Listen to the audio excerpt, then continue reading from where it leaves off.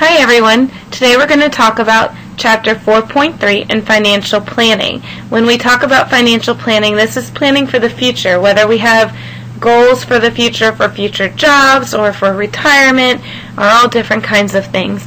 You may hear some coughing in the background as my little one is in here and she's not feeling very well. She's got a little cough and I'm trying to record from home today. Hopefully it won't be too distracting. The first step in financial planning is to gather all of your information. You want to know the current state of your finances. There are all kinds of documents related to your finances that you would want to bring to the table when you're doing your financial planning. These are things like your balance sheets, your budgets, your checkbooks, your insurance policies, financial contracts, tax returns, all of those things. The second step is to analyze your information. Review all of those papers. Review all of those sheets.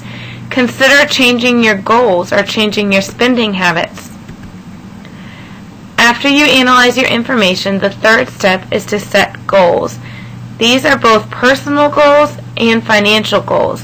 When we set our goals, we're going to use the SMART, S-M-A-R-T format.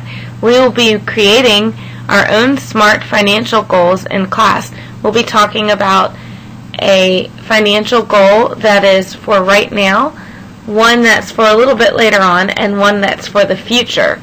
All of those goals will be written by you in class this week. The next step is to develop a timeline to consider how soon you actually want to achieve each of your goals and what steps you have to take to achieve those goals. After that, you implement and evaluate the plan. This is the last step in financial planning. Work towards achieving your goals. Review and adjust the plans at least once a year. A couple of things that can happen to you deal with ethical issues or internet scam issues such as phishing. Phishing is a type of internet scam where you're asked by email to provide personal information like a bank account number. This data would be used to commit identity theft or other crimes. Sometimes people will tell you that they've received a large amount of money for you, like an inheritance, and that they need your bank information. Be careful to protect yourself and not send any personal data and reply to emails that appear to be from a bank or a business. Ethically speaking, financial planners will sometimes be unethical if they try to buy or sell products just to earn a commission. Financial planners provide you financial advice, and they can earn commission based on buying and selling products. A lot of times people can get the wrong financial planner and have information that's told to them or sold to them that is false or that will only earn the financial planner more money but will not necessarily be good for you.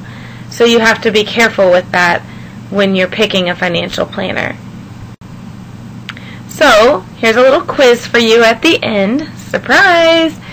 Each question is worth 2 points each. Just write them down on a piece of paper, or if you have a tablet, you can put them on a tablet and show them to me in class as long as you bring them to class with you when you come tomorrow. Number 1, a spiritual principle for making a decision mentioned in class. Back a couple weeks ago, every day we had a spiritual principle. You need to name one of them. Just write the name of it down on your piece of paper. On number 2, the budgeting tool that lists income and expenses. Just write the name of that tool. Write the name of the tool that lists assets and liabilities for number 3. For number 4, which is the first step of financial planning?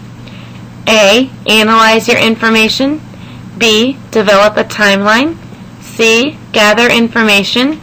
D, implement and evaluate the plan. Or E, set goals. Just tell which letter, A, B, C, D, or E, on your paper.